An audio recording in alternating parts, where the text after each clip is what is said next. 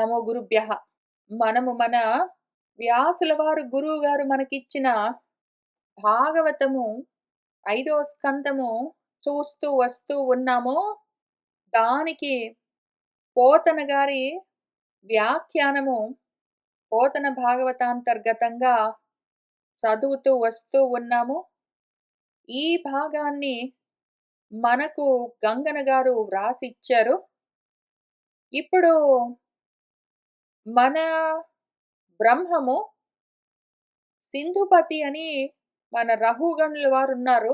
ఆయనకు ఉపదేశం చేయడానికి ఉపక్రమిస్తున్న చోట ఈ ప్రకరణాన్ని మూలం నుంచి చదువుకోవడానికి ఉద్యమిస్తూ ఉన్నాము. కాబట్టి ఇక్కడి నుంచి చూస్తూ వెళ్దాము. అప్పుడేం జరిగిందంటే, మన రహుగణుడు మన బ్రహ్మాన్ని తానెక్కి కూర్చున్న పల్లకి మోయమంటే మోస్తూ వెళ్తూ ఉన్నాడు. ఆ కర్మ గురించి ఆయనకు ధ్యాస లేదు. దాంతో మిగిలిన బోయీలకి ఇబ్బందవుతుంటే, రహుగణుడు కొంచెం గట్టిగానే మన బ్రాహ్మణ్ణి, మన గురువుగారిని అరిచాడు. మన గురువుగారు కొన్ని మాటలు మాట్లాడారు. అయితే మన రహుగణుడు విన్నాడు. వెంటనే దిగాడు. ఎక్కడి నుంచి దిగాడు అంటే, పల్లకి దిగాడు అని ఇక్కడ చెప్తున్నారు. ఎక్కడి నుంచి దిగాడు అంటే, తను ఎక్కి ఉన్న ఆత్మాభిమానమన్న కొండ దిగాడు. కొండలాగా పేరుకుని పోయి ఉన్న దేహాత్మాభిమానాలన్నింటినీ గూడా ఆయన ఎక్కి పైన కూర్చొని ఉన్నాడు. ఇప్పుడు వెంటనే ఆ అభిమానాలన్న కొండను దిగి పరిగెత్తుతూ వచ్చి మన గురువుగారి సమక్షంలో ఆయన్ని సమీపించి నాకు ఉపదేశం చెయ్యమని కోరుకుంటూ ఉన్నాడు. కోరుకుంటూ ఉన్న సమయంలో ఆయన కొన్ని విషయాలు చెప్తున్నాడు. "నువ్వెవరో నేను గుర్తించలేకపోతున్నాను. నువ్వెవరో ఉన్నావని తెలుస్తున్నది. ఈ మాసిపోయిన వస్త్రాలు ధరించిన, చివికిపోయిన జంధ్యాన్ని ధరించిన, దుమ్ముగొట్టుకున్న దేహం లోపల నువ్వున్నావని నాకు తెలుస్తున్నది. కానీ నువ్వెవరో తెలియట్లేదు" అని ముందు ఆ విషయం చెప్పి, తర్వాత "నాకు ఒక ముఖ్యమైన అనుమానం ఉన్నదండి గురువుగారు. కిం ఇహ అరణం, అన్నింటికి శరణమేది, ఆశ్రయము ఏది? అన్నింటికి ఆధారమేదండి?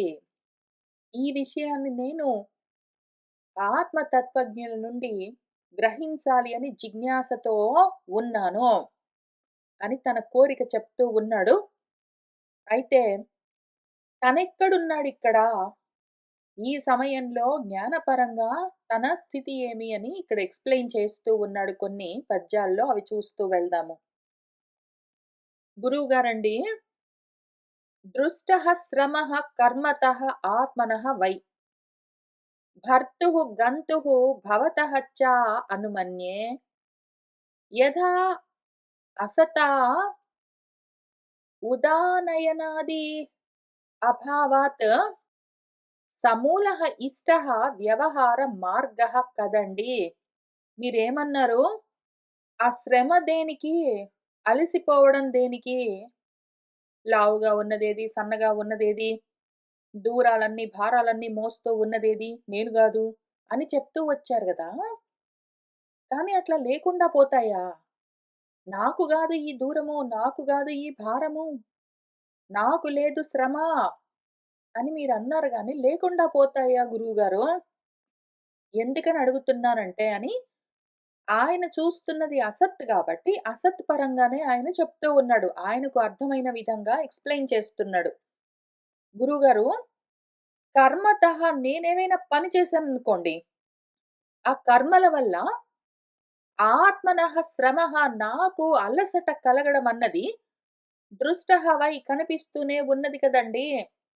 ఇప్పుడు నువ్వు ఈ పల్లకి మోస్తూ నడుస్తూ ఉంటే గూడా, నాకు భారమేమీ లేదు, నాకు బడలిక లేదని నువ్వు చెప్తున్నావు గానీ, ఈ పల్లకీలో ఎక్కి కూర్చుంటే గూడా మరి నాకు అలసట ఉన్నది కదండీ! నేనొకవేళ నడుస్తూ ఉన్నాననుకోండి, నాకు అలసట కలుగుతుంది కదా! నేనింకెవరిదైనా పల్లకి మోస్తూ ఉన్నాననుకోండి ఒకవేళ, నాకు అలసట కలుగుతుంది గదా! అది నాకు తెలుస్తూనే ఉన్నది కదా! అట్లానే భవతహచ్చ మీకు గూడా ఈ విధంగా భర్త అయి ఉన్నారు. భరిస్తున్నారు గదా! ఈ భారాన్ని మోస్తూ ఉన్నారు. పల్లకీలో ఉన్న నన్ను మోస్తూ ఉన్నారు మీరు భర్త. అటువంటప్పుడు ఆ మోస్తూ ఉన్న మీకు భారం ఉండదా? చెప్పండి. అట్లానే దూరము లేదు, నాకే కష్టము లేదు అంటారు. మీరు నడుస్తూ వస్తూ ఉన్నారు గదా! నడుస్తూ ఉన్న వాళ్ళకి ఆ నడక వల్ల అలసట కలగదా? ఏదైనా భారాన్ని మోస్తూ ఉన్న వాళ్ళకి ఆ భారం వల్ల అలసట కలగదా? కలుగుతుంది కదండీ!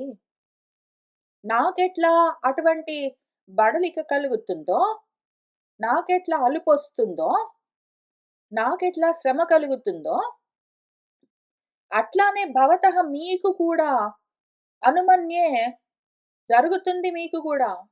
తప్పకుండా అని నేను అనుమాన ప్రమాణంతో కనిపెట్టగలను గదా! నాకెట్లా కష్టమనిపిస్తుందో, మీకట్లా కష్టమనిపిస్తుంది అని నేను కనిపెట్టగలను గదండీ సింపుల్ లాజిక్ తోటి. అటువంటప్పుడు లేదు అంటున్నారు ఎందుకు? లేకుండా ఎట్లా పోతుంది? అంటే కుండే అసత్ అంటారు మీరు ఈ ఘటము అంటే దేహం అసత్ అని అంటున్నారు గానీ, ఆ దేహము లేకపోతే, ఆ దేహంలో ఉన్న ఆత్మను ధరించేది ఏదండి చెప్పండి? అని అడుగుతున్నాడు. ఇప్పుడు ఆ ఆత్మ ఏదో ఒక రూపాన్ని ధరించకపోతే, ఆత్మ ఎక్కడుంటుంది? మరి దానికి ఏదో ఒక క్యారియర్ కావాలి గదా! పోనీ దాన్ని పక్కన బెట్టండి. అసలు కుండే లేదు. కుండ ఉంటే గదా! దానికి భారము, దూరము అన్నీ ఉండేది. అసలా ఘటం ఉంటే గదా! దానికి దూరాలు, భారాలు అని అంటున్నావు గానీ, ఘటన లేకుండా పోవడం అన్నది ఎట్లా కుదురుతుంది? ఘటమే ఒక ఎగ్జాంపుల్ తీసుకుందాం పట్టండి గురువుగారు. ఏ విధంగానైతే ఒకవేళ ఘటమన్నది అసత్తయిందనుకోండి. అంటే లేకుండా పోయిందనుకోండి. కుండే లేదనుకోండి. అప్పుడు అంటే నీరు అని అర్థము. అంటే ఉదకము అన్నా, అన్నా నీళ్ళు అని అర్థం. నీళ్ళను ఆనయనము పుచ్చుకుని రావడము అన్న పనొకటుంటుంది గదా! అది జరుగుతుందా చెప్పండి? కుండే లేకపోతే నీళ్లు తీసుకొని రావడము అన్న పని జరుగుతుందా? అంటే కుండ లేకపోతే కూజాలో తేవచ్చు, కూజా లేకపోతే చిప్పెలో తేవచ్చు, చిప్ప లేకపోతే దొన్నెలో తేవచ్చు అని. లేపోతే చేతుల్లో తేవచ్చు, లేకపోతే నోట్లో పట్టుకొని రావచ్చు అని ఇన్ని కాదు. అసలు ఏదో ఒకటి కంటైనర్ పాత్ర లేకపోతే ఆ పని జరగదు గదా! గురువుగారు. ఆ పాత్రే లేదు, ఆ ఘటమే లేదని నువ్వంటే ఎట్లా జరుగుతుంది? 2 క్వెషన్స్. ఒకటేంటంటే అసలా ఘటమే లేకుండా పోవడం అన్నది ఎట్లా ఉంటుంది? ఘటం ఉన్నది గాబట్టే గదా! కార్యాలన్నీ జరుగుతూ ఉన్నాయి. వ్యవహారాలన్నీ జరుగుతూ ఉన్నాయి. ఆ ఘటముండి దానితో వ్యవహారాలు జరుగుతూ ఉంటే, అటువంటప్పుడు ఆ వ్యవహారాలు చేస్తూ ఉన్న సమయంలో ఆ ఘటానికి అలసట కూడా కలగడము నిజమే గదా! మనం చూస్తూనే ఉన్నాం గదా! అవన్నీ లేనే లేవు అభావం అంటే ఎట్లా కుదురుతుంది? మనకు వ్యవహార మార్గము, సంసార మార్గమంతా వ్యవహార మార్గము. ఏదో ఒక కర్మ జరుగుతూ ఉంటుంది. దానికి ఏదో ఒక మూల కారణం ఉండాలి గదండీ గురువుగారు. ఏ కారణం లేకుండా అసలు కర్మలే జరగకుండా పోతాయా? చెప్పు నిష్కారణంగా. ఏ కారణం లేకుండా, ఏమి అవసరం లేకుండా ఎవడైనా పని జేస్తాడా? అసలు కర్మలకి మూలమే లేకుండా పోతుందా? అని అడుగుతూ ఉన్నాడు. ఒకటి కుండ ఉండాలి. ఆ ఘటము. దేహమన్న ఘటముండాలి. ఆ ఘట్టము ఉంటే వ్యవహారాలు సాగుతూ ఉంటాయి కాబట్టి కర్మలు ఉండాలి. అది రెండోది. 3 ఈ ఘటముండి, ఆ దేహమన్న ఘటముండి, దాంతో వ్యవహారాలు, కర్మలు జరుగుతూ ఉంటే, ఆ కర్మల వల్ల ఆ దేహాలకు అలసట కలగడం లాంటివి జరుగుతూ ఉండాలి. ఇవన్నీ మనకు కనిపిస్తూనే ఉన్నాయి నిజంగా గూడా.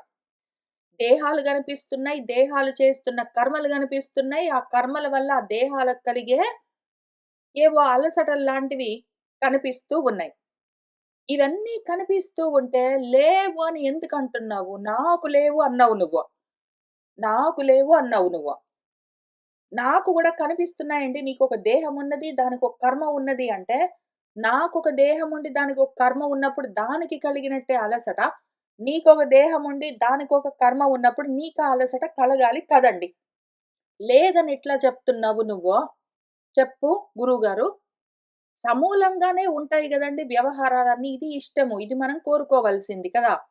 నిష్కారణంగా ఏమి అవసరం లేకుండా, ఏ ప్రయోజనం లేకుండా, అకారణంగా ఎవడైనా ఏదైనా వ్యవహారం పెట్టుకుంటాడా? అది గూడా పైగా ఏ వ్యవహారం పెట్టుకున్నా అలసట గ్యారంటీ, శ్రమ గ్యారంటీ. గ్యారంటీగా శ్రమ ఉండే పని ఎవడైనా పని లేక ఏ కారణం లేకుండా ఎందుకు పెట్టుకుంటాడో? కాబట్టి ఏదో ఒక కారణం ఉండే ఉంటుంది కదా! ఇది నాలుగో క్వెషన్. ఒకటి దేహము ఉన్నది. దేహాలున్నాయి గాబట్టి వాటికి కర్మలు ఉన్నాయి. దేహాలు కర్మలు చేస్తూ ఉంటాయి గాబట్టి శ్రమలు ఉంటాయి. దేహాలు కర్మలు చేస్తూ శ్రమ పొందుతూ ఉంటే వీటన్నింటికి ఏదో కారణము ఆ కర్మ చేయడానికి ఒక కారణము ఉండాలి. తెలుస్తున్నది గదా గురువుగారు. 4 ఉండి తీరాలి. ఏమీ లేవని నువ్వంటే ఎట్లా అర్థం చేసుకోవాలి నేను? అని ఒక ప్రశ్నల పరంపర ఈ 21 శ్లోకంలో అడిగాడు మన శిష్యుడు. ఎందుకట్లా అనుకుంటున్నావురా నువ్వు? గ్యారంటీగా ఇవన్నీ ఉండాలి అని అనుకుంటున్నావు గదా! పోనీ అట్లనే అనుకుందాం. అక్కడి నుంచి స్టార్ట్ చేద్దాం. దేహమున్నది, దేహానికి కర్మలున్నాయి. కర్మలు చేస్తూ ఉంటే దేహానికి అలసట కలుగుతుంది. అలసట కలిగే కర్మల్ని ఆ దేహం ఎందుకు చేస్తుందంటే ఏదో ఒక కారణం ఉన్నది. అని నువ్వనుకుంటున్నావు గదా! పోనీ అట్లనే అనుకుందాం పట్టు. అవన్నీ దేహాల పరమైన విషయం అనుకోరాదా నువ్వు? నాకు లేవనుకో, దేహాలుంటే ఉన్నాయి, వాటికి కర్మలుంటే ఉన్నాయి, అవి చేస్తే చేసాయి, అలసిపోతే అలసిపోయాయి, వాటి ఇష్టం ఏదో కారణానికి చేసుకుంటాయి. ఆ కర్మలతో నాకు సంబంధం లేదు, నాకు లేవు కర్మలు అనుకోవచ్చు కదరా నువ్వు అని గురువుగారు అడిగితే, లేదా అడుగుతాడేమో అని మన శిష్యుడు ఎందుకు ఆ దేహాలుండి, ఆ దేహాలు కర్మలు చేసుకుంటూ ఉంటే, దేహంలో ఉన్న దేహికి కూడా ఆ కర్మల యొక్క ఫలితం తప్పకుండా కలుగుతుంది. అలసటో ఏదో ఒకటి జరుగుతుంది. లేకుండా పోవడం అన్నది ఉండదు. ఎందుకు అని ఒక ఎగ్జాంపుల్ చెప్తున్నాడు మన శిష్యుడిక్కడ 22 శ్లోకంలో. గురువుగారండి ఒక ఎగ్జాంపుల్ చెప్తాను చూడండి. ఒక స్థాళి ఉన్నదనుకోండి. స్థాళి అగ్నితాపాత్ పయసః అభితాపః తత్ తాపతః తండుల గర్భ రంధిః దేహ ఇంద్రియ అస్సు ఆశయ సన్నికర్షాత్ తత్ సంసృతిః పురుషస్య అనురోధాత్. చూసారా? ఎట్లా? ఆ దేహమున్నది. ఆ దేహము ఏదో కారణానికి కర్మలు చేస్తూ ఉన్నది. దాంతో దానికి అలసట కలిగిందనుకోండి. ఏదో అది కష్టం అనుభవించింది. అయితే ఆ దేహంలో ఉన్న దేహి ఏదున్నదో తత్వము దానికి గూడా ఆ కష్టమో, ఆ దుఃఖమో, అలసటో, నిద్రో, బాధో ఏదో ఒకటి గ్యారంటీగా కలుగుతుంది. కలగదు అని చెప్పడానికి వీల్లేదు. ఎందుకు? నేను చెప్తాను చూడు గురుగారు. ఒక స్థాళి ఉందనుకో. స్థాళి అంటే ఏమి ఒక గిన్నె ఏదో ఒకటి పాత్ర, ఒక కుండ ఏదో ఒకటి బాన, మూకుడు ఏదో ఒకటనుకో. ఈ స్థాళినే మనము తాళి అని పిలుస్తాము. నార్త్ ఇండియన్ తాళి, సౌత్ ఇండియన్ తాళి లాగా. దీన్నే మళ్ళీ మన సౌత్ ఇండియన్ పెళ్ళిళ్ళలో స్థాళీ పాకం అంటారు. స్థాళి అంటే ఒక గిన్నెలో మన పెళ్లి కూతురు అప్పుడే కొత్తగా పెళ్ళైన పెళ్లి కూతురు ఆమక్కడ కూర్చుంటే ఏదో అక్కడ అగ్నిహోత్రం ఉంటుంది. అందులో ఈ స్థాళిలో ఏదో ఒక పాత్రలో పెళ్లి కూతురు వాళ్ళ తమ్ముడు వాళ్ళు ఏదో బియ్యం అవి ఇస్తే ఆమె అందులో వేసి ఏదో వంట చేస్తూ ఏదో ఉంటుంది ఒకటి ముచ్చట ఒకటి. అంటే ఆ అమ్మాయికి వంట నేర్పించడమో లేతే అట్లా చెయ్యాలి అని చూపించడమో ఏదో ఒక క్రియ ఉంటుంది. స్థాళి పాకం, పాకం అంటే పచనం చేయడం, వండడం అని అర్థం వంట. స్థాళి అంటే పాత్ర, గిన్నె. గిన్నెలో వంట చేయడం అని దాని పేరు. స్థాళీ పాకం అంటే గిన్నెలో వంట చేయడం అని అర్థం. అన్నం వండడం బేసిక్‌లీ. ఇంతే ఆ స్థాళి ఒకటున్నదనుకోండి గురువుగారు. దాని కింద ఆ గిన్నె కింద అగ్ని పెట్టారనుకోండి. మంట పెట్టారు. ఆ గిన్నెలో పైఎస్ నీళ్లు పోసారనుకోండి. ఆ నీళ్లలో బియ్యం వేశారనుకోండి. ఇప్పుడేం జరుగుతుంది చెప్పు గురుగారు? ఇప్పుడు ఒక గిన్నెలో బియ్యము, నీళ్లు పోసి మంట మీద పెట్టి ఉంచారనుకోండి. అప్పుడేం జరుగుతుంది? ఈ అగ్ని వల్ల ఆ గిన్నె వేడెక్కుతుంది. దాంతో ఆ గిన్నెలో ఉన్న నీళ్లు వేడెక్కుతాయి. దాంతో ఆ నీళ్ళల్లో ఉన్న తండులము బియ్యపు గింజలో వాటి యొక్క గర్భంలో రంధ్రి ఏర్పడుతుంది. ఉద్వేగం చెందుతాయి అవి కదా! ఉడుకుతాయి. తాపం కలుగుతుంది. ఇది మనకు తెలుస్తూనే ఉన్నదా లేదా ప్రపంచంలో క్లియర్‌గా. అట్లానే ఇప్పుడు ఈ స్థాళి అంటే ఏమనుకో నువ్వు? ఆ ఘటం అనుకో, దేహం అనుకో. దానికి ఏదో అగ్ని తగిలిందనుకో, అంటే ఒక కర్మ కలిగిందనుకో, కర్మాగ్ని అనుకో. ఓకే. ఇప్పుడు ఈ కర్మ ఆ దేహానికి తగలడం వల్ల, అంటే ఆ దేహం ఏదో కర్మ చెయ్యడం వల్ల, ఆ లోపల ఉన్న మనసేంద్రియాలు ఏదో నీళ్లు, బియ్యము అట్లాంటివన్నీ అనుకో. అవన్నీ కూడా వేడెక్కుతాయి. ఆ లోపల ఉన్న బియ్యపు గింజలేవున్నాయో ఆత్మ అనుకో. ఆ లోపల ఉన్న ఇంద్రియాలు, మనసేంద్రియాలన్నీ నీళ్ళనుకో. అవన్నీ గూడా యాక్టివేట్ అవుతాయి గదా! అవన్నీ గూడా వేడెక్కుతాయి. మరి వాటికి గూడా అలసట కలుగుతుంది. దాంతో ఆ లోపల ఉన్న బియ్యపు గింజల్లాంటి ఆత్మ కూడా వేడెక్కి ఆ తాపంతో ఉడకవలసొస్తుంది కదా! తప్పించుకోగలదా? లేదు గదా! అట్లానే ఈ దేహము, ఆ దేహంలో ఉన్న ఇంద్రియాలు, ఆ ఇంద్రియాలతో పాటు అసువులు ప్రాణాలు, ఆ ప్రాణాలతో పాటు ఆశయము మనసు, ఇవన్నీ. దేహేంద్రియ మనో ప్రాణాలన్నీ గూడా కలిసి ఉంటాయి గదా! వీటికి దగ్గరగా సన్నికర్షంగా ఉండడం చేత, మన పురుషుడికి గూడా ఆ బియ్యపు గింజలు ఉడకడంలాగా ఈ సంసారంలో తపించడం అన్న ఒక బంధము, ఆ అనుభవము, అనురోధాత్ అందులోనే ఇరుక్కుని ఉన్నందుకు తప్పకుండా తగులుకుంటుంది కదండీ! దేహేంద్రియ మనోప్రాణాలతో కూడి ఉన్నందుకు ఆ అనురోధం వల్ల పురుషుడికి దేహేంద్రియ మనోప్రాణాలు చేస్తూ ఉన్న కర్మల వల్ల కలిగే తాపాలు తప్పకుండా తాకుతాయి కదా! వీడు కూడా తపిస్తాడు గదా! అలసటలు మొదలైనవి కలుగుతాయి గదా! లేవని ఎట్లా జెప్తావు? వాడు తప్పించుకోగలడా? అందులోనే ఇరుక్కుని కూర్చొని గురువుగారు నెక్స్ట్. సరే ఈ విషయం గురించి నువ్వు నెమ్మదిగా జెప్పు గురుగారు. నాకింకొక క్వెషన్ ఉంది. దాన్ని గూడా ఎక్స్‌ప్లెయిన్ చేస్తాను అని తర్వాత పద్యంలో జెప్తున్నాడు. ఈలోగా దీని గురించి మనం ఒకసారి ఆలోచన చేద్దాము. దేహేంద్రియ మనోప్రాణాలన్నీ గూడా ఉన్నట్టుగా అనిపిస్తూ ఉన్న కలలోని పదార్థాలు. నిజం గాదు. అటువంటప్పుడు వాటి వల్ల కలిగే తాపాలు మనసుకి ఏదో, దేహానికి ఏదో, ఇంద్రియాలకి ఏదో, ప్రాణాలకు అలసట కలిగితే వాటితో కూడి ఉన్నందుకు ఆత్మకు కలగవలసిన పని లేదు.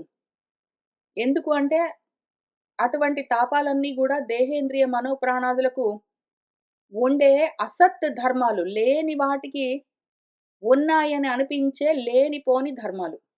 అవన్నీ ఆత్మ ధర్మాలు కావు. కాబట్టి ఆత్మకు అలసిపోవడము, నిద్ర పట్టడమో, దుఃఖం కలగడము, సుఖం అనిపించడమో, ఏదో ఆధులు, వ్యాధులు, తాపాలు మొదలైనవన్నీ దాని ధర్మాలు కావు. దానికి లేవు. అయితే కానీ ఈ ఆత్మలని అర్థం చేసుకోవడానికి, ఆత్మలు కూడా గాదు. ఈ ఆత్మను అర్థం చేసుకోవడానికి కూర్చుని అనాత్మలనే బెట్టుకుని ఎగ్జాంపుల్స్‌గా ట్రై చేస్తున్న టైంలో, అనాత్మలకు ఉన్న ధర్మాలన్నింటిని ఆత్మ పైన అధ్యారోపణ జేసి, ఆ కన్‌ఫ్యూజన్ తోటి అనాత్మ ధర్మాలన్నీ ఆత్మకు కూడా ఉంటాయి. అలసట, నిద్ర మొదలైనవన్నీ ఆత్మకు అనుభవానికొస్తూ ఉంటాయి అని అనుకోవడము అజ్ఞానపూరితమైన, అజ్ఞానము అన్నదానికి అర్థమేమి? ఆత్మ జ్ఞానం లేదు, అనాత్మ జ్ఞానం ఉన్నది అని అర్థం. అసత్ జ్ఞానం ఉన్నది, ఆత్మ జ్ఞానం లేదు అని చెప్పడం పేరే అజ్ఞానం. అటువంటి అజ్ఞానంతో ఉన్న వాళ్ళకి ఈ విధంగా ఆత్మ ధర్మాలను అనాత్మల పైన, అనాత్మ ధర్మాల్ని ఆత్మ పైన, ఒకదాన్ని ఒకదాని పైన అయథావత్తుగా ఆరోపించుకుని కన్‌ఫ్యూజ్ అయ్యి ఇట్లాంటి ఎగ్జాంపుల్స్‌ని బెట్టుకుని వాళ్ళు ఇది అదే గదా! అని అనుకుంటూ ఉంటారు. కానీ కాదు. ఇక్కడ ఒక గిన్నెలో నీళ్లు, నీళ్లలో బియ్యము, కింద మంట, ఈ ఉడకడము, ఈ రంది మొత్తం అంతా గూడా అనాత్మ పదార్థాలు వాటి ధర్మాలు. ఆత్మ అందులో ఇరుక్కుని లేదు, తగులుకుని లేదు, వాటితో కూడి లేదు. అందులో ఇరుక్కుని లేదు, తగులుకుని లేదు, కూడి లేదు. అవన్నీ గూడా ఆత్మే. వేరేగా లేను గూడా లేవు. అయితే నిజంగా ఉన్నాయా అంటే ఆత్మకు వేరుగా లేవు. అవన్నీ అనాత్మలుగా ఏదో స్వప్నంలో కలగంటూ ఉంటే కలలోని పదార్థాలుగా కనిపిస్తూ ఉంటాయి గానీ, కల కంటూ ఉన్నప్పుడు కలలో ఏవో అగ్నులతోటి అడవులన్నీ కాలిపోతూ ఉన్నట్టు కలొచ్చినంత మాత్రాన, ఆ కల కంటూ ఉన్న వీడు గూడా అట్లా రగిలిపోతాడా? లేదా కలలో ఏవో ఏనుగులన్నీ వచ్చి తొక్కుతూ ఉంటే, ఆ కల కంటూ ఉన్న వీడిని ఏనుగులు తొక్కుతాయా? కలలో జరిగేవి వీడికెట్లా తాకవో, అట్లానే కల్పన లాంటియి జాగ్రత్తవస్థలో జరుగుతూ ఉన్నవి ఏవి కూడా నాకు తాకవు అన్న విషయాన్ని మన గురువుగారు ఇప్పుడు ఉపదేశం చెయ్యాలి. అందుకోసం వెళ్తూ ఉన్నారు.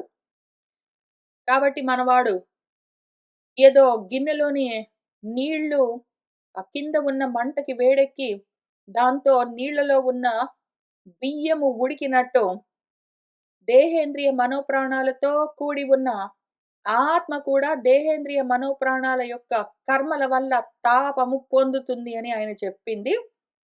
ఆ రెండింటికి కనెక్షన్ లేదు కాబట్టి అదట్లా జరగదు. తర్వాత ప్రశ్నలు అడుగుతూ ఉన్నాడు మన శిష్యుడు గురువుగారిని. గురువుగారండి, శాస్త అభిగోప్త నృపతిః ప్రజానాం యః కింకరః వై న పినష్టి పిష్టం స్వధర్మం ఆరాధనం అచ్యుతస్య యత్ ఈహమానః విజహాతి అఘౌఘం. నువ్వు చేసే పని పినష్టి పిష్టము, పనికి మాలిన పని అని గురువుగారు చెప్పారు గదా ఇక్కడ. నువ్వు చేస్తున్నది పిష్టపేషణము. దంచిన పిండినే దంచుతూ ఉన్నావు, వ్యర్థమైన పని. ఓ వీరుడా! ఉన్మత్త మత్త జడవత్త ఉన్న నాకు నువ్వు చేసే చికిత్స ఏమి? నాకు నువ్వు విధించే శిక్ష ఏమి? శిక్షణ ఏమి? దానివల్ల కియానర్థః, ఏమి ప్రయోజనము? ఎంత మాత్రం ప్రయోజనం ఉంటుంది? ఏమీ ఉండదు. పనికి మాలిన పని అని చెప్పాడు గదా! రాజులు మరి అవసరమైతే శిక్షలు వెయ్యాలి, అవసరమైతే శిక్షణ ఇవ్వాలి, అవసరమైతే చికిత్సలు చేయించాలి. ఇది తప్పనిసరి గదా! ఇదంతా రాజధర్మం గదా గురువుగారు. అది వ్యర్థమైన పనని ఎందుకు జెప్తున్నావు నువ్వు? అని దాని గురించి అడుగుతున్నాడు. ఆయన ధర్మం గురించి ప్రశ్న వేస్తున్నాడిక్కడ. నేను ధర్మంగా రాజుగా చేయవలసిన పనులు చేస్తూ ఉంటే, నా ధర్మాన్ని నువ్వు పనికి మాలిన పని అని అన్నావు. ఎందుకన్నావు గురువుగారు? ఒక నృపతి, ఒక రాజైన వాడు ప్రజలను శాసించవలసి ఉన్నది. అవసరమైనప్పుడు అనుశాసనం చేయవలసి ఉన్నది. ఒక రాజు ప్రజలను సంరక్షించవలసి ఉన్నది. రాజు ప్రజలను రక్షించాలి, శాసించాలి. పైగా రాజు ప్రజలకు కింకరుడై ఉంటాడు. సేవ చేస్తూ ఉండాలి. రాజు ప్రజలకు సేవ చేస్తూ ఉండాలి. ఆ సేవలో భాగంగానే శిక్షలు ఉంటాయి, శిక్షణలు ఉంటాయి, రక్షణలు ఉంటాయి, అన్నీ ఉంటాయి. అది పినష్టి పిష్టం నవై, కానే కాదండి. పనికి మాలిన వ్యర్థమైన పని కాదు. ఎందుకు అని అడుగుతావా? శాస్త్రం ప్రమాణం చూపిస్తాను గురువుగారు. మన శాస్త్రాలు, మన వేదాలు ఏం చెప్తాయి మనకు? స్వధర్మాన్ని, ఎవరి ధర్మాన్ని వాడు ఆచరించడం అంటే అచ్యుతారాధనమే, అచ్యుతుణ్ణి ఆరాధించడమే అని చెప్తాయి మన శాస్త్రాలన్నీ. భార్య ధర్మాలు, భర్తృధర్మాలు, భ్రాతృధర్మాలు, ఏదో స్నేహ ధర్మాలు, రాజధర్మాలు, భృత్య ధర్మాలు, ఇంకా ఆ ధర్మాలు, ఈ ధర్మాలని రకరకాల ధర్మాలుంటాయి గురువుగారు. ఆ ధర్మాలన్నింటినీ ప్రతి వాడు ధర్మంగా ఆచరించి తీరవలసిందే. అట్లా ఎవడి ధర్మాల్ని వాడు ఆచరించడమో భగవంతుణ్ణి ఆరాధించడమే గదా! అటువంటి ధార్మికమైన కర్మలు చేస్తూ ఉన్న నన్ను, పనికిమాలిన వ్యర్థమైన పనులు చేస్తూ ఉన్నావని ఎందుకన్నావు గురువుగారు నువ్వు? మరి నా ధర్మాన్ని నేను చెయ్యకుండా కూర్చుంటే నేను అధర్మంలో ఉన్నవాడిని కాదా? చెప్పు నువ్వు. నా ధర్మంగా నేను రాజుగా చేయవలసిన కర్తవ్యాల్ని చేయకుండా పోతే, అప్పుడు నేను అధర్మాన్ని ఆచరించినట్టు గాదా? అప్పుడు నేను భగవంతుడి శాసనము, ఆ వేదం చెప్పిన విషయానికి నేను విరుద్ధంగా వెళ్ళిన వాడిని గాదా? చెప్పు నువ్వు. ఒకవేళ నేను ఇట్లా నా ధర్మాన్ని నేను నిజంగా ధర్మంగా ఆచరిస్తూ వెళ్తే, అదంతా గూడా భగవదారాధనగానే నేను ఆచరించానంటే, ఆ విధంగా ఈహమానహ కోరుకున్నవాడు, ఆ విధంగా చేస్తూ ఉన్నవాడెవడున్నాడో రాజు, అఘౌఘం, అఘములు అంటే పాపాలు, ఓఘం అంటే ఇంక ప్రవాహం. పాపపు సమూహాన్ని విజహాతి వదిలిపెట్టి దాటిపోతాడు కదా! పాప సముద్రాన్ని దాటిపోయేందుకు మార్గమని శాస్త్రాలన్నీ ఉపదేశం చేశాయా లేదా? శాస్త్రం చెప్పింది చెప్పినట్టు నేను శ్రద్ధగా, చిత్తశుద్ధితో ధర్మంగా చేస్తూ ఉంటే, నువ్వు పనికిమాలిన వ్యర్థమైన పని చేస్తూ ఉన్నావు, పని చెయ్యదు, వేస్ట్ అని చెప్పావు. ఎందుకు గురువుగారు మరిప్పుడు నేనేం చెయ్యాలి అని అడుగుతున్నాడు. ఆయన అడిగిన ప్రశ్న చాలా బాగుంది. కానీ ఎక్కడ ఉండి అడుగుతున్నాడో చూడాలి. ఒకవేళ ఎవరైనా కర్మనిష్టలో ఉన్నారు, వాళ్ళకింకా జ్ఞానము కలగలేదు, జ్ఞానం కావాలి అన్న ఆలోచన గూడా కలగలేదంటే, అటువంటి వాళ్ళ కోసము మన శాస్త్రాలన్నీ ఇటువంటి విధులు తప్పకుండా చేయవలసినవి ధర్మాలు, ఇది నీ కర్తవ్యము అని చెప్తూ ఉంటాయి. అటువంటి వాళ్ళ కోసమే, కర్మనిష్టలో ఉన్న వాళ్ళ కోసమే మన శాస్త్రాలు ఇవి నువ్వు చెయ్యరాదు, నిషేధము, అధర్మము, వద్దో అని చెప్తాయి. అయితే అవన్నీ గూడా స్వధర్మాలు కావు. ఎక్కడ? జ్ఞానపరంగా అవన్నీ అసత్ ధర్మాలు. కేవలము అసత్ ప్రపంచంలో, కర్మ మార్గంలో ధర్మాలనుకుంటూ కర్మలు చేస్తూ ఉన్నవాడెవడున్నాడో, వాడికి అవన్నీ స్వధర్మాలుగా ఉంటాయి. అయితే ఎప్పుడైతే వాడు కర్మ మార్గాన్ని వదిలిపెట్టి జ్ఞాన మార్గంలోకి అడుగు పెడుతూ ఉన్నాడో, అప్పుడు ఎంతటి ధర్మాలైనా సరే అన్నీ గూడా కర్మలే, అన్నీ గూడా పాపాలే. మోక్షం కోరుకునే వాడికి, మోక్షాన్ని కోరుకునేవాడు ఏం పొందుతాడు? ఆత్మను పొందుతాడు. అటువంటి వాడికి ముముక్షువుకు ధర్మమైనా సరే, అధర్మమైనా సరే 2 కర్మలే, 2 పతన కారణాలే. వాడెక్కడికి పతనమవుతాడు? మళ్ళీ జన్మల్లోకి పాతమవుతాడు. పోయి జారుతాడు కదా! వాడు అధర్మం చేశాడంటే, పాపాలు చేస్తాడు, నరకాలు కలుగుతాయి. వాటిని అనుభవించడం కోసం మళ్ళీ ఏవో జన్మలు తీసుకోవాలి. వాడు ధర్మాలు ఆచరించాడు అంటే, దానివల్ల ఏవో పుణ్యాలు కలుగుతాయి. ఆ పుణ్యాల్ని అనుభవించడం కోసం మళ్ళీ ఏవో జన్మలు పొందాలి. పుణ్యాల వల్లైనా, పాపాల వల్లైనా జన్మలు గ్యారంటీ. పుణ్యాలు, పాపాలు, ధర్మాలో, అధర్మాలో అనుకుంటూ ఆచరించే కర్మల వల్ల కలుగుతాయి. కాబట్టి కర్మ మార్గంలో ఉన్న వాళ్లకు ఇవి ధర్మాలు, ఇవి విధులు, ఇవి నియమాలు, ఇవి నువ్వు చెయ్యి. ఇవి అధర్మాలు, ఇవి నిషిద్ధాలు, ఇవి వద్దు, మానుకో అని వాళ్ళకుంటాయి. ధర్మం చెయ్యి, అధర్మం వదిలిపెట్టు అని. అయితే జ్ఞాన మార్గంలోని వాళ్లకు ధర్మాలు, అధర్మాలు 2 కర్మలే, 2 జన్మ కారణాలే. అందుకని వాళ్లకు 2 గూడా పాపాలే. అటువంటి జన్మలనిచ్చే పనులు పిన్నష్టి పిష్టాలు, వ్యర్థమైన కర్మలు చెయ్యరాదు. అది జ్ఞానపరమైన అర్థము. జ్ఞాననిష్టలో ఉన్న వాళ్ళ కోసము. అయితే మన గురువుగారు పైన నువ్వు చేస్తున్న పని పిష్టపేషణం అని ఎందుకు చెప్పారంటే, అసలా దేహమే లేనప్పుడు ఏదో కలలాగా కల్పించబడి ఉంటే, కలలోని పదార్థాలు నిజంగా ఉన్నాయా? లేని పదార్థాలు అవన్నీ అనర్థాలు. అటువంటి లేని ఇప్పుడుతో కలలో ఎవరెవరో వచ్చినట్టు, వెళ్ళినట్టు, ఏవో తప్పులు చేసినట్టు, మంచి చేసినట్టు, శిక్షలిచ్చినట్టు, ఏంటేంటో చేసినట్టు ఉంటే, అవన్నీ నిజంగా పని చేసే శిక్షలేనా? పని చేసే శిక్షణలేనా? పని చేసే చికిత్సలేనా? ఏదో కలలో జరుగుతూ ఉన్న విషయాలు కల్పించబడ్డవి అవన్నీ కల్పనలు. కేవలము. అటువంటి వాటికి నువ్వు చేసేది గూడా ఏమి పని చెయ్యదు. నిద్రలో కలగంటూ ఏదో కలలో చేస్తూ ఉన్నవి వ్యర్థమైన కర్మలు అని ఆయన చెప్పాడు. మనవాడు ఇంకా అక్కడ లేడు గాబట్టి, కనీసం దానికన్నా కింద రకం అర్థము జ్ఞాన మార్గంలో ఉన్న వాళ్లకు ధర్మాలైనా సరే, అధర్మాలైనా సరే రాజుగా ఉండి ధర్మము అనుకుంటూ ఒకవేళ ఆచరించినా గూడా అవన్నీ మళ్ళీ బంధ కారణమే. జన్మలు కలుగుతాయి. కర్మపాశాలు గాబట్టి అవి జన్మలనిస్తాయి. అందుకని అది వ్యర్థమైన పని. అవసరం లేదు అని కనీసం అక్కడికైనా సరే మధ్య రకంగానైనా సరే ఆయన అర్థం జేసుకోవచ్చు. కానీ ఆయన అక్కడ గూడా లేడు. ఆయన ఇంకా కింద కర్మ మార్గంలో ధర్మాలు ఆచరించి తీరాలి. అధర్మాలు ఆచరించరాదు. ధర్మం వల్ల మంచి జరుగుతుంది. అధర్మం వల్ల చెడు జరుగుతుంది. నేను ధర్మాన్ని ఆచరించి మంచి పని చేస్తున్నాను. మన వేదాలు చెప్పిన విధంగా ఆచరిస్తూ ఉన్నాను. ధర్మం చర అని అది చెప్పింది కాబట్టి, అట్లా ఆచరిస్తున్నాను అని ఆయన అనుకుంటున్నాడు. ఈయనెక్కడున్నాడు? ఇప్పుడు మందాధికారి లెవెల్‌లో ఉన్నాడు. మధ్యమాధికారి ఎక్కడుంటాడు? ధర్మాలైనా, అధర్మాలైనా అన్నీ గూడా నాకు ఆటంకాలే అని అనుకుంటూ ఉంటాడు. ఉత్తమాధికారి ఎక్కడుంటాడో అసలు కర్మలే లేవు అని తెలుసుకుంటూ ఉంటాడు. ఇప్పుడు ఇక్కడున్నవాడు అక్కడికి వెళ్ళవలసి ఉంటుంది.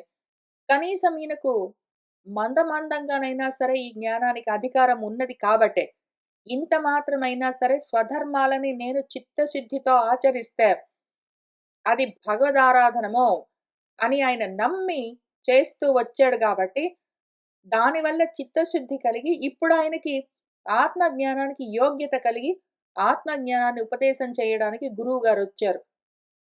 అసలు ఇంత మాత్రం గూడా ఆయన ధర్మము అనుకుంటూ వాటిని చిత్తశుద్ధి కోసము ఆచరించడం అన్నది చేయకపోయి ఉంటే, ఆయన అనధికారి అయి ఉండేవాడు. అప్పుడు ఆయనకి ఆత్మజ్ఞానము లేదు, దాన్ని బోధించడానికి గురువు రావడము ఉండేది కాదు. సరే ఇంతకి ఆయన ఇక్కడున్నాడు. ఇక్కడి నుంచి ఆయన్ని ముందు మధ్యమాధికారి స్థితికి, అక్కడి నుంచి ఉత్తమాధికారి స్థితికి తీసుకుని వెళ్ళవలసి ఉంది మన గురువు గారికి. ఆయన తీసుకుని వెళ్తారు. మనం చూస్తూ వెళ్దాము. అసలు ఉత్తమాధికారులకు స్వధర్మం అంటే ఏమి? ఆత్మధర్మమే స్వధర్మము. అనధికారులకు, మందాధికారులకు స్వధర్మము అంటే దేహపరంగా ఉన్న ధర్మాలు. నేను భార్యను గాబట్టి నాకు భార్యా ధర్మాలు. నేను భర్తను గాబట్టి నాకు భర్తృధర్మాలు. నేను తల్లిని గాబట్టి నాకు మాతృధర్మాలు. నేను తండ్రిని గాబట్టి నాకు పితృధర్మాలు. నేను ఫ్రెండ్ గాబట్టి నాకు మిత్రధర్మాలు. నేను ఎంప్లాయీని గాబట్టి నాకు భృత్యధర్మాలు.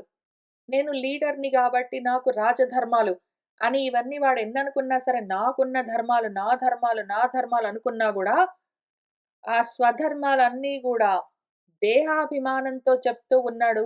ఆ దేహము అసత్. కాబట్టి అవన్నీ అసత్ ధర్మాలు, అధర్మాలు. అవన్నీ అనాత్మ ధర్మాలు, అధర్మాలు. కానీ మాత్రం కర్మల్లో ఉన్న వాళ్ళకి అది స్వధర్మం అని చెప్తారు. ఎందుకంటే కనీసం అంత మాత్రమైనా ఉంటాడు వాడు. మరీ అధర్మంగా ఇతరులను హింసిస్తూ, కోరికలతో రగిలిపోతూ అట్లా లేకుండా ఎంతో కొంత కొంచెమైనా ప్రయత్నం చేస్తాడని వాళ్ళ కోసము విడదీసి ఒకటి మంచిది, ఒకటి కాదు. ఇది మంచి కర్మ, అది మంచి కర్మ కాదు అని చెప్తారు గానీ కర్మలు ఏవైనా బంధ కారణాలే. కర్మలేవైనా పాశాలే. జన్మలనిస్తాయి. కాబట్టి ఈ స్వధర్మాలు గాదు. దేహ ధర్మాలన్నీ స్వధర్మాలనుకునే అజ్ఞానంలో నుంచి ధర్మము, ఆత్మకేమి ధర్మము? కర్మలు లేకపోవడము అని తెలుసుకునే స్థితికి వెళ్ళవలసి ఉంటుంది. ఆ తర్వాత తత్మే భవాన్ నరదేవాభిమానమదేన తుచ్చీకృత సత్తమస్య కృషీష్ట మైత్రీ దృశం ఆర్తబంధో యథాతరే సత్ అవత్యానం అంహః తత్మే నాకు నేనెటువంటి వాణ్ణి? నరదేవాభిమాన మదంతో ఉన్నాను. నేను రాజును అన్న రాజాభిమానము, పదవీ అహంకారంతో ఉన్నాను. అటువంటి అహంకారంతో దేహాభిమానము, రాజును అన్న అభిమానము, పదవీ అభిమానము వీటన్నింటితో ఉన్న నేనేం చేశానో తెలుసా? సత్తముడు, సత్ తమము అయి ఉన్న మిమ్మల్ని తుచ్చీకృతం చేశాను. తుచ్చము, అల్పము, నీచము, క్షుద్రము అన్న అన్ని పదాలకు అర్థం ఒకటే. తక్కువ రకం అని అర్థం. మిమ్మల్ని నేను తక్కువ చేసి చూసాను. మిమ్మల్ని నేను సరిగ్గా పోల్చుకోలేకపోయాను. తక్కువగా పోల్చుకున్నాను. ఆ రకంగా ఉన్న నన్ను చూసి భవాన్ మీరేం చెయ్యాలో తెలుసా? మైత్రీ దృశాన్ని స్నేహపూర్వకమైన దృక్కులను నా పైన కృషిష్ట చెయ్యాలి. మీరు నా వైపు దయతో, స్నేహ భావనతో చూడాలి. ఓ ఆర్తబంధో నేను ఆర్తితో ఉన్నాను. నాకు బంధువై వచ్చారు మీరు. నాకు ఈ ఉపకారం చేసి పెట్టండి గురువుగారు. నాకు బంధువై ఉన్నారు. ఆర్తితో ఉన్న నన్ను ఎట్లా తరించిపోవాలో ఆ మార్గాన్ని ఉపదేశం చేసి దాటిపోయేందుకు మీరు మార్గమవ్వండి. యథా ఏ విధంగానైతే సత్ అవధ్యానం సత్తును నేను అవధ్య తక్కువగా లెక్కబెట్టాను. సత్తును నేను అవధ్యానం అంటే తక్కువగా ధ్యానించానంటే తక్కువగా చూశాను. సరిగ్గా కరెక్ట్‌గా లెక్కబెట్టుకోలేదు. కరెక్ట్‌గా అసెస్ చేయలేదు నేను. నేను మిమ్మల్ని తక్కువగా అంచనా వేశాను. సత్తును నేను తక్కువగా అంచనా వేయడం వల్ల అంహః అంటే పాపమొచ్చింది గదా! జారిపోయాను గదా! మిమ్మల్ని సరిగ్గా పోల్చుకోలేక జారిపోయాను గదా! ఇప్పుడు ఈ జారిపోయిన నేను మళ్ళీ సంసారంలోకి కూరుకుని పోతాను. అటువంటి సంసారమన్న పాపంలో నుంచి ఆ సంసారమన్న పాపం నాకెట్లా వచ్చి తాకింది? ఎందుకు అని నేను సంసారంలోకి జారిపోయానంటే, సత్తుని సరిగ్గా పోల్చుకోలేకపోతే ఏమవుతుంది? అసత్తులోకి జారుతాను. అటువంటి అసత్ సంసారం ఏదున్నదో, దాంట్లో నుంచి నేను ఎట్లా దాటిపోతానో, ఆ మార్గాన్ని మీరు ఉపదేశం చెయ్యండి గురువుగారు అని చెప్తూ ఉన్నాడు. న విక్రియా విశ్వసుహృత్ సఖస్య సామ్యేన వీతాభిమతేః తవాపి మహత్ విమానాత్ స్వకృతాత్ హి మాదృక్ నంక్ష్యతి అదూరాత్ అపి శూలపాణిః. ఇప్పుడు నేను గురువుగారు మిమ్మల్ని నేను అవధ్యానం చేశానే అనుకోండి. మిమ్మల్ని తక్కువగా అంచనా వేశానే అనుకోండి. నేను మిమ్మల్ని తుచ్చీకృతం చేశానే అనుకోండి. మిమ్మల్ని నేను అల్పంగా చూశాను అనుకోండి. అయితే మాత్రం మీకేమైనా నష్టమున్నదా గురువుగారు? నేను మిమ్మల్ని జడుడా అన్నాను, జీవోత్సవమా అన్నాను, మూర్ఖుడా అన్నాను, ఏమిరా నీకింత అహంకారము అన్నాను, చికిత్స చేస్తాను అన్నాను, బాగు చేస్తాను నీ బుద్ధిని అన్నాను, నేనేంటేంటో అన్నాను. నేనివన్నీ అంటే మీకేమైనా తక్కువ కలిగిందా? మీరెక్కడుండాలో అక్కడ మీరెట్లా ఉండాలో అట్లా ఉన్నారు కదా! ఇన్ని అని రకరకాలుగా మిమ్మల్ని తూలనాడి, తుచ్చీకృతం జేసి, జారిపోయిందెవరో చెప్పండి గురువుగారు? నేనే కదా! మిమ్మల్ని అవమానం చేస్తే మీలో అల్పత్వం వచ్చిందా ఏమైనా? నాలో ఉన్న అల్పత్వం బయటబడి తెలిసిందా? చెప్పండి. అనవసరంగా మిమ్మల్ని సరిగ్గా పోల్చుకోలేక, నేను ఉచ్చ నీచాలన్నీ చూస్తూ, ఎక్కువ తక్కువలన్నీ చూస్తూ, నేనెక్కువ, నువ్వు తక్కువ అని ఈ విధంగా మిమ్మల్ని తూలనాడి, నేనే జారిపోయాను ఎక్కడికి? సదవధ్యానం ఆహాహాలోకి నేనే జారిపోయాను. మీకేమి తక్కువయింది? మీకేమి గాలే. మీరట్టానే ఉన్నారు. మీరు విశ్వసుహృత్ అయి ఉన్నారు. అందరికీ సుహృదాత్మ అయి ఉన్నారు. అందరికీ సఖులై ఉన్నారు. మీరు సామ్యావస్థలో ఉన్నారు. సమస్థితిలో ఉన్నారు. మీకు సమానమంతా. ఎక్కువ లేదు, తక్కువ లేదు. అవా లేదు, బహు లేదు. బహుమానము లేదు, అవమానము లేదు. కేవలము మానము. సమానంగా ఉన్నారు మీరు కదా! మీరు వీతా అభిమతి అయి ఉన్నారు. అభిమానం ఉన్నదా మీకు? దేహాభిమానము, విద్యాభిమానము, ధనాభిమానము, ఏదో వయోభిమానము, లేకపోతే పదవి అభిమానము, ఇంకేదో రకరకాల అభిమానాలు నాలాంటి వాళ్ళకుంటాయి. మీకున్నాయా? లేవు. విగతమైపోయాయి కదా! నన్ను వీడిన్ని మాటలంటాడా? జీవోత్సవం అన్నాడు వాడు నన్ను. తూలనాడాడు నన్ను. నా పల్లకి మొయ్యి నువ్వు అన్నాడు. ఓహో! నన్ను అరిచాడు అని ననుకుంటారా మీరు?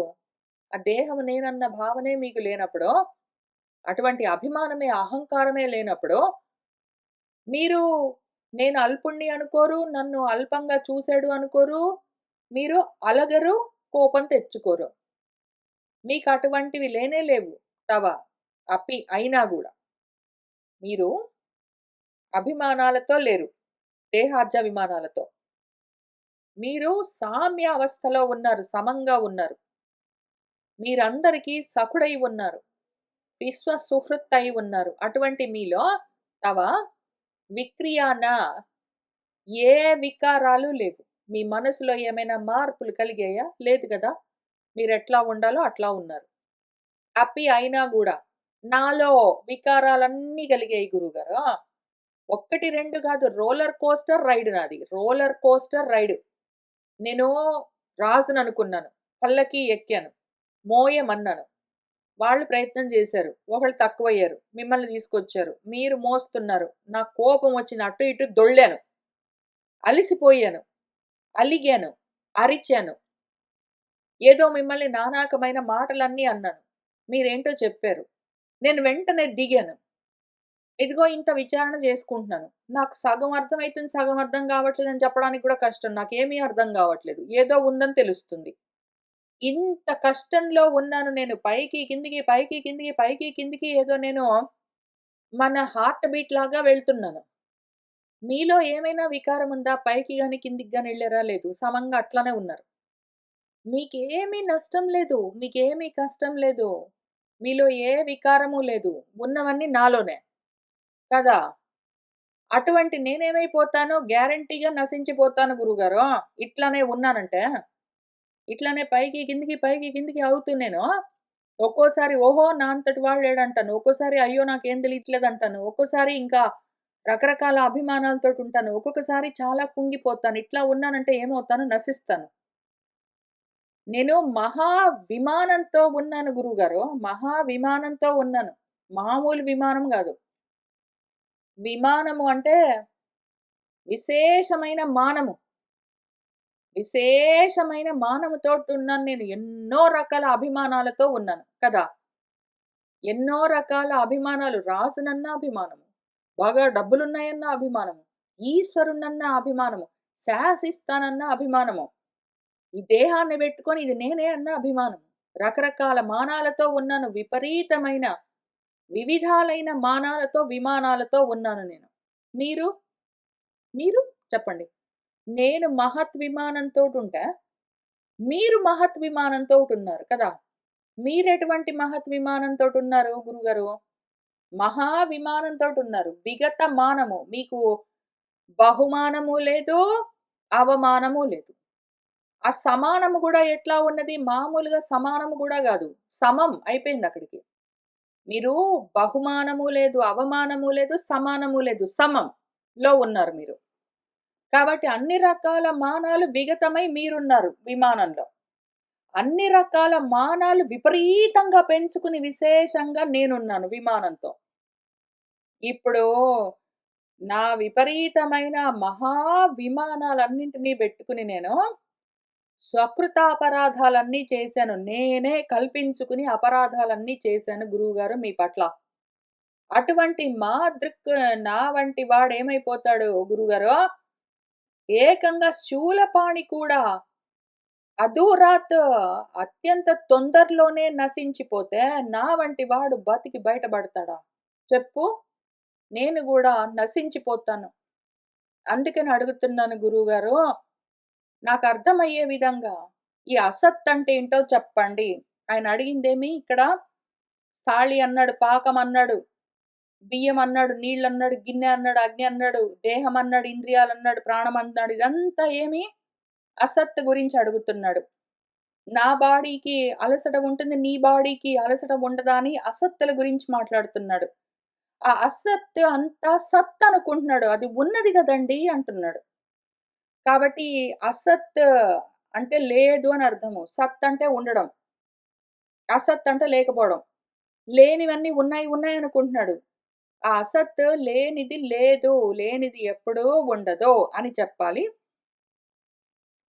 అట్లానే ఆ అసత్ ధర్మాలు గూడా ఉన్నాయి, ఉన్నాయి అంటున్నాడు. కాబట్టి అసత్ లేనివి ఎప్పుడూ ఉండవు అని చెప్పాలి. ఆ తర్వాత ఉండేదేంటో సత్ చెప్పాలి. ఆయనకి సత్ గురించి ఒక్క మాట గూడా ఇక్కడికి రాలేదు. ఆయన సత్ అన్న మాట అన్నాడు. ఆయన సత్తమస్య అన్నాడు. సత్ అవధ్యానం అన్నాడు. సత్ అన్న మాట వాడుతున్నాడు గానీ, సత్ గురించి ఏమీ చెప్పలేదు. ఆయనకి తెలియలేదు. సత్ గురించి ఎక్స్‌ప్లెయిన్ చేయడానికి ఆయనకేమి రాలేదు. అసత్ గురించి పాపం ఆయనకి తెలిసింది చెప్పాడు. కాబట్టి ఇప్పుడు గురువుగారు ఏం చేయాలి? సత్ గురించి ఎక్స్‌ప్లెయిన్ చేయాలి. అసత్ గురించి ఎక్స్‌ప్లెయిన్ చేయాలి. ఏది సత్తో చెప్పి, ఏది అసత్తో చెప్పి, సత్ ధర్మాలు, అసత్ ధర్మాలు ఎక్స్‌ప్లెయిన్ చేసి, ఆ సత్‌ని, అసత్‌ని విడదీసి, విభాగం చేసి, వివేకం చేసి, చూపించి, తర్వాత అసలు సత్ ఎప్పుడూ ఉండేది ఉంటుంది. అసత్ ఎప్పుడూ లేనిది ఎప్పుడూ లేదో అని ఆయన ఎక్స్‌ప్లెయిన్ చేయాలి. లేనిది ఉండడం అన్నది ఉండదు. ఉన్నది లేకపోవడం అన్నది ఉండదు అని మన భగవద్గీతలో భగవంతుడు రెండో అధ్యాయంలో చెప్పిన విషయాన్ని మన రహుగణుడికి మనకు క్లియర్‌గా అర్థమయ్యేట్టు ఎగ్జాంపుల్స్‌తో సహా పసిపిల్లలకు చెప్పినట్టు చెప్పవలసొస్తుంది. అందుకని గురువుగారు ఏం చేస్తారు 3 స్టెప్ ప్రాసెస్ ఇది. 1 థియరీ చెప్తారు. మన 11 అధ్యాయంలో. తర్వాత మళ్ళీ ఈ థియరీ అయిపోయిన తర్వాత దాన్ని ఉదాహరణతో ఎన్‌కోడ్ చేసి చెప్తారు. ఎన్‌కోడ్ చేసి చెప్పిన తర్వాత మళ్ళీ దాన్ని నెక్స్ట్ అధ్యాయంలో ఆ ఎగ్జాంపుల్‌ని డీకోడ్ చేసి చూపిస్తారు. దాంతో మన రహుగణుడు ఈ విషయం క్లియర్‌గా అర్థం చేసుకొని ఆయన దాటిపోవాలి. ముఖ్యంగా మన గురువుగారు గూడా సర్వాత్మ భావాన్ని పొంది ఉన్నారు. ఆయన ప్రవచనం చేసి సంకీర్తనంతో దాటిపోతారు. దాంతో మనకు ఈ ప్రకరణము పూర్తవుతుంది. మనం దాన్ని నెమ్మదిగా అధ్యయనం చేస్తూ వెళ్దాము. ఇవాల్టికి ఇక్కడికి ఆపుతూ ఉన్నాను. శుభం భవతు.